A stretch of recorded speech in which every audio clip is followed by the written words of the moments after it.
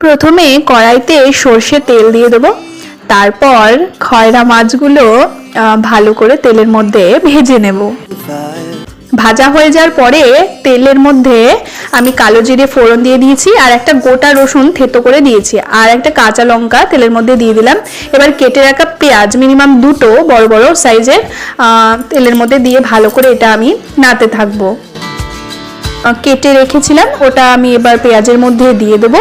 এবার একটু 8 চামচ হলুদ দিয়ে দিয়েছিলাম, আর পরিমাণ মতো লবণ দিয়ে দিলাম, আর দিয়ে দেবো জিরের গুঁড়ো মিনিমাম 1.5 চামচ মতো দিয়ে দিয়েছিলাম। এবার একটু ধনে গুঁড়ো 1/2 চামচ মতো দিয়ে এই মশলাগুলোকে ভালো করে আমি কষাতে থাকবো। একটু সস দিয়ে দেবো। হয়ে যাওয়ার পরে সামান্য একটু জল দিয়ে দিয়ে আমি আবারও কষাতে থাকবো।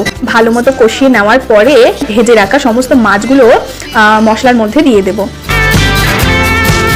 সেই ধনেপাতা কুচিগুলো আমি মাছের ঝোলের মধ্যে দিয়ে দেবো। খয়রা মাছের ঝাল।